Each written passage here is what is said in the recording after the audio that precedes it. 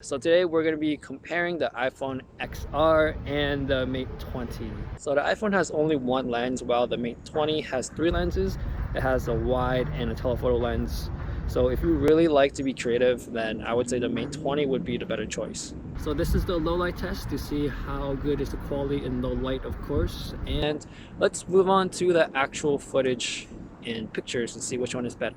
So starting off with dynamic range, I would say the iPhone XR is just a little bit better. It holds the highlights and the shadows you can see much more in detail. But overall, these pictures are really good. But I would say the Mate 20 does look like a ready to share picture, while the iPhone looks to be more flat. So for regular people, I would say a lot of them would enjoy the Mate 20 look better than iPhones. But if you do enjoy editing photos and video, we do know that we like to have a flatter image. So we are more creative with how we edit them. So most of us are more comfortable with the flatter look. For portrait mode, they both look really good. And the biggest difference is the focal length for me. The Mate 20 does have a telephoto lens, so it does look like a good telephoto portrait. And with the iPhone XR, it's only one lens, and when you take a picture of a person and you walk up pretty close, they do look slightly distorted and they do look a bit narrow. But this is all self-preference to the person. Some of them do like the wider look, some of them do like that actual telephoto portrait look. So for the front-facing portrait mode,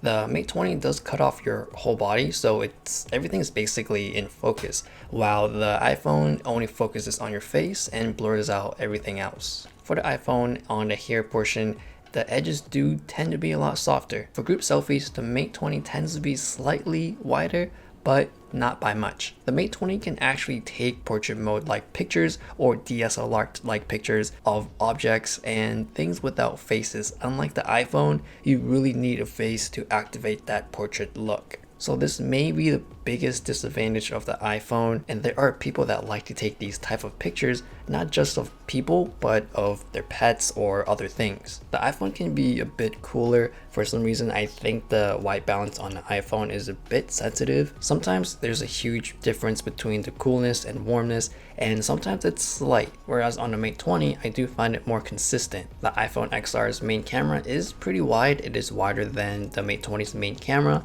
but the Mate 20 does have an ultra wide lens. And I really like having this option because it makes the picture look a bit more epic and you can get more creative with it. The Mate 20 has a telephoto lens where you have to zoom in with the iPhone XR's camera. And this is where it shows the dynamic range of the iPhone, where you can still see the back of the statue and the back of the horse's legs, while the Mate 20 is pretty much lost in the shadows. And moving on to the low light section, the Mate 20 pictures, they all look really contrasty and they look like they're good and ready to share. Whereas of course the iPhone is more flat, which is no surprise there. In terms of noise, the iPhone does show a lot more in the sky, whereas the Mate 20 is pretty much all black and you really can't see it. For video, the walking stabilization test, I would say the Mate 20 does sway a little bit more, and sometimes it gives off this jerkiness, but it's not too sudden. So overall, I think the iPhone is just a little bit better, but they're both really good. Earlier I mentioned that the white balance is a bit sensitive on the iPhone,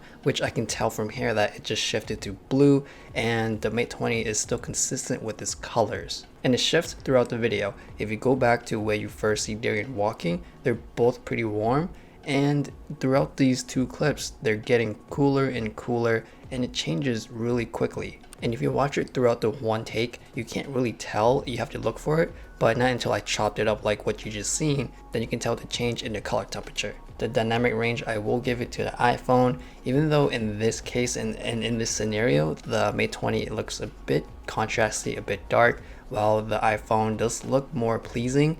You can tell that the golden sun is seeking through, whereas on the Mate 20, there's not much gold anywhere. The grass isn't as vibrant as the iPhone's as well. One big advantage that the iPhone has is it can shoot in 4K 60. It doesn't have stabilization, but if you do like shooting in 60 frames per second, then you do have that option. So for video in low light, I would say the iPhone wins. On the Mate 20, when you point at a light source, the flaring is really bad and it doesn't look good at all. When you're in a city with a lot of light, the Mate 20 can shoot pretty decent, but the image stabilization on the Mate 20 in low light is really not that good. You can tell that there's a lot of jitteriness, it's blurry, whereas the iPhone is pretty clear for the most part. And this part is the biggest deciding factor that I think the iPhone is much better in low light for video than the Mate 20.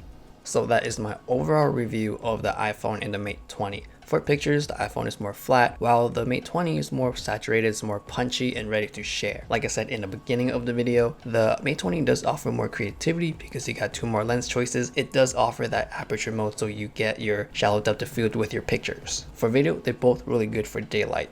And once it hits to low light, the iPhone pretty much wins by far. Let me know what you guys think, because both of these phones do take really good pictures, but they're different in many ways. So thanks for watching, and I'll see you guys later.